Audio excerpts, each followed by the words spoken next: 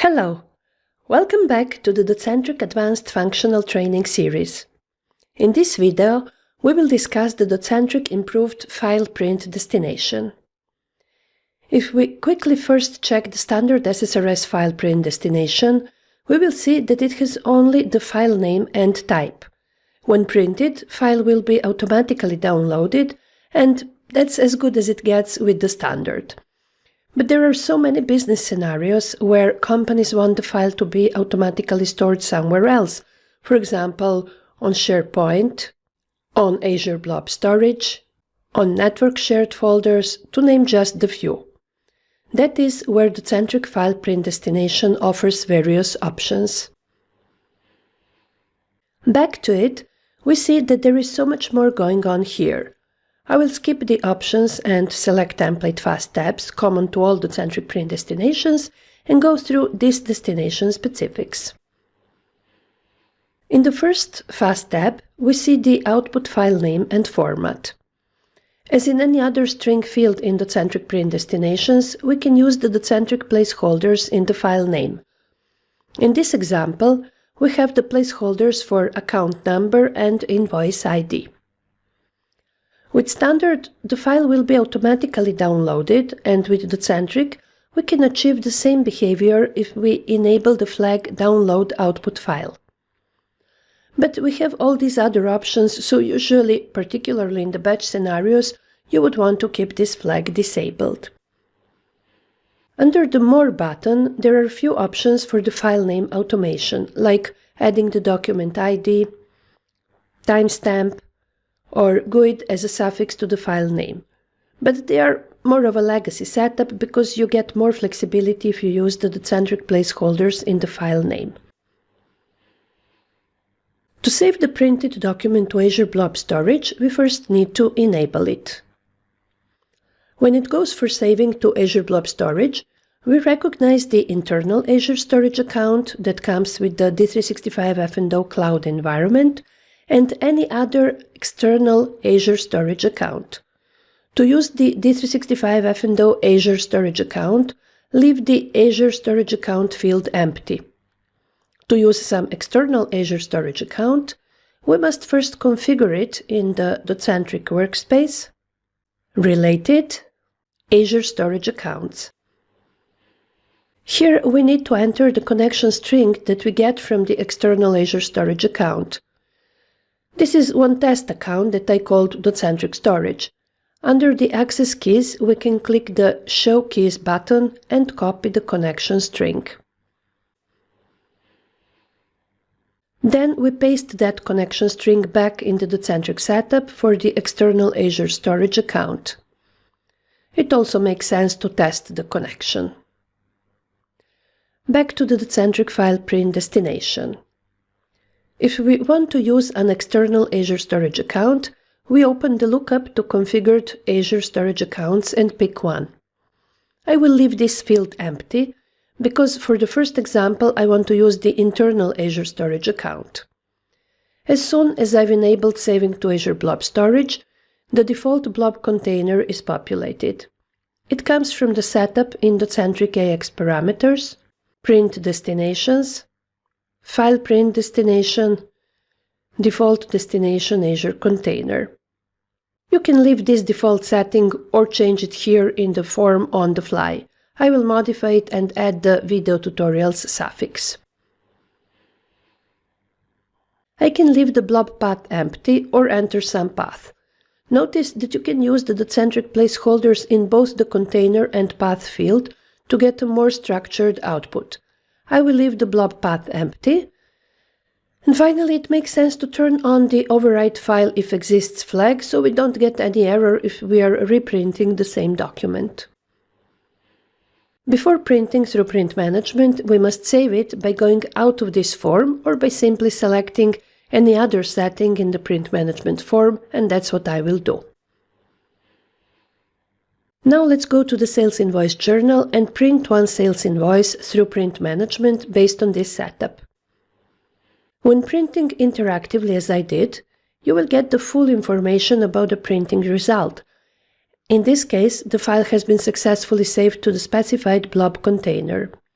We can also make sure that the file is visible in the Azure storage. Here is my Azure Storage Explorer, and because I'm working on my Tier 1 box, I should explore the storage accounts under the Local and Attached group, where the storage account appears as Azure Storage Emulator. We're looking for the blob containers, and here we see the one named Docentric Report Output Video Tutorials. That's where the previously created files should be found. Here on the right side, I see my invoice. It got the name based on the setup where we used the placeholder for the account number and invoice ID. We can open it directly from here.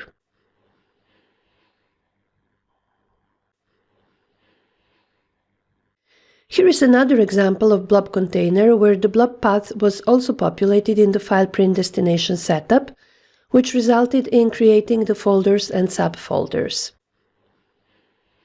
If I selected in the Docentric File print destination one of the external Azure storage accounts, then the resulting document would be visible under one of these storage accounts here. Let's go back into our file print destination setting.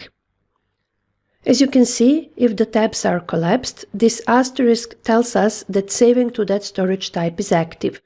We can save in parallel to any of these storage types, so let's explore them further, but I'll first deactivate saving to Azure Blob Storage. Azure files are another Azure storage type.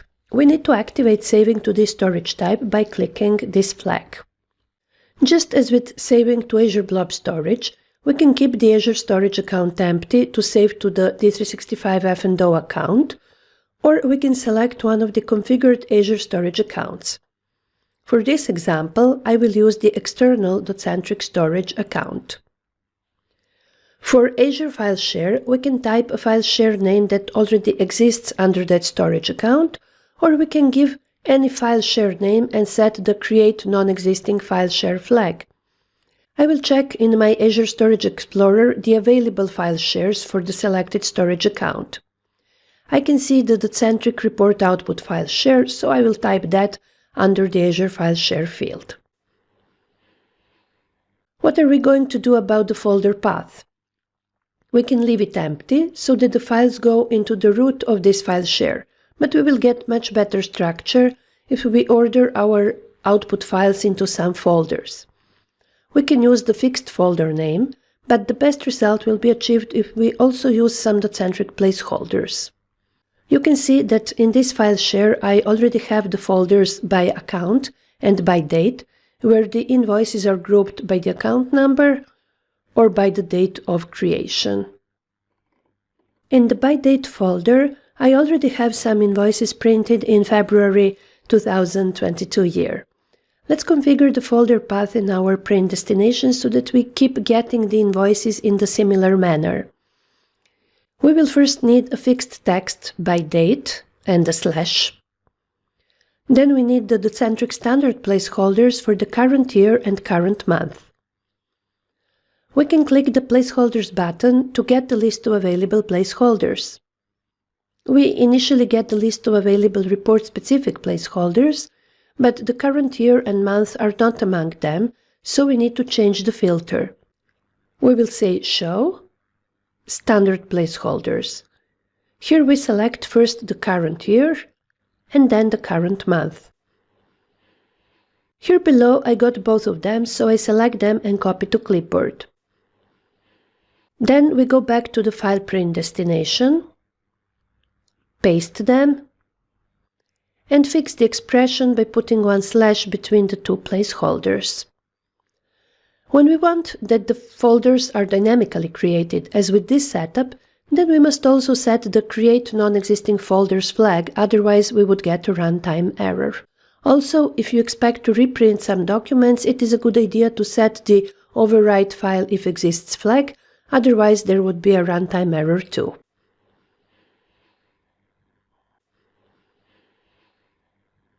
The setup is finished. Let's not forget to save it by closing the print destination form and going out of this print management settings.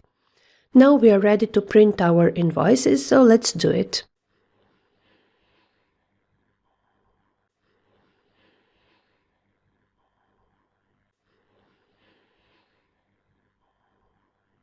Let's check the result here in the Azure Storage Explorer.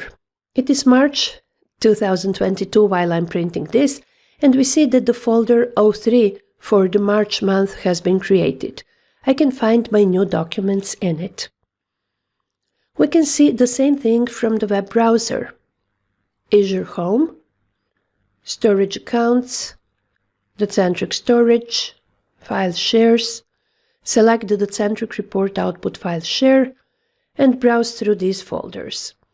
It is much faster to open the documents this way than through the Azure Storage Explorer as we did earlier, so let's do it. But the cool thing about Azure Files is that the file shares can be mounted as your network drives, so you can see them directly from your file system.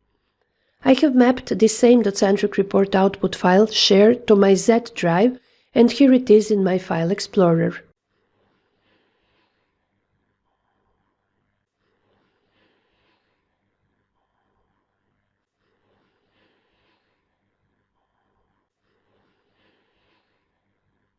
Alright, back to our file print destination. Next possible storage type is SharePoint, so let's activate it. We first need to specify the site URL. I have it already configured under the Docentric AX parameters, templates, default template storage on SharePoint, site URL, so I will copy-paste it from there. If I know the SharePoint folder path, I can type it directly here, or I can explore it by clicking this pencil icon where the help says Edit.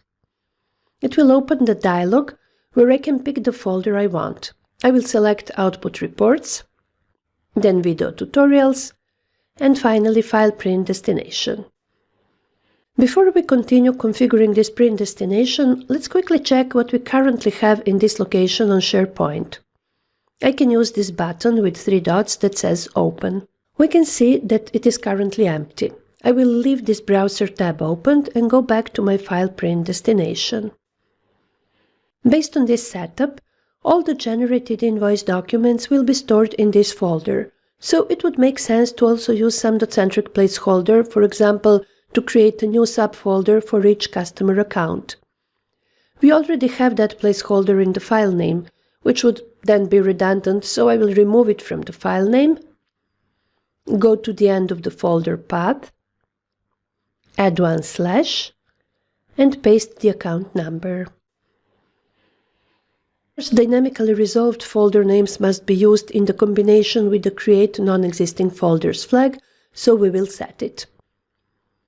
And we will also set the Overwrite File If Exists flag so that we don't get the errors while reprinting.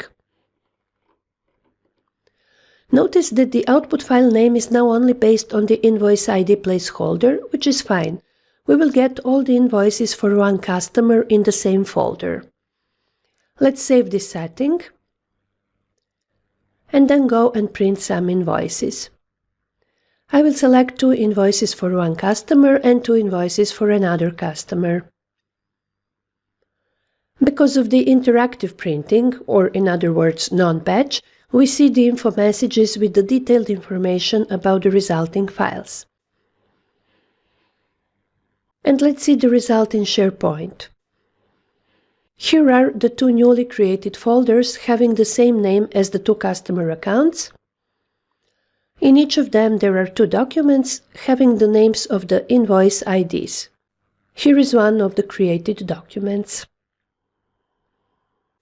Alright, we are almost done. Let's see what can we say about the attachment storage type. This storage type means that the documents will be saved under the D365 F&O document management attachments. We first need to specify which document type will be applied to the attachment, which indirectly also defines a storage type, database, Azure Blob Storage or SharePoint, as configured on the selected document type. I will select this document type. As you can see, I have configured it to use the SharePoint as a location for saving the attachments. Next thing to configure is the record type. As you know, D365 F&O Document Management Framework offers a generic way of attaching documents to almost any type of a table. If we are printing one sales invoice, there are several tables involved, such as sales invoice journal, sales order, customer account, to name a few. To which of them are we going to save this invoice document as an attachment? That is what we will specify in the record type field. For example, if I select Journal, it would attach the generated invoice document to the sales invoice journal. Source table would mean sales order, because it is the source that through posting generates the journal. Account table means the customer or vendor in vendor-facing reports. I will select the account table to get the document attached to the customer record. You know that Document Management Framework allows you to attach more than one document with the same name to the same record, so the next field specifies what to do if the attachment with the same name already exists. We can keep adding them, we can replace the existing document, or just not save it. I will select Replace Existing. There are some advanced settings under the More button. Here we can specify various settings that can be found on the document management attachment, such as restriction, category, tags, language, and activity period. Restriction, internal or external, is the standard field, while others have been added by Docentric, and they help you to further streamline the processes based on the values assigned to them. I will set the sales category and few tags. Let's save this print management setting and print one sales invoice.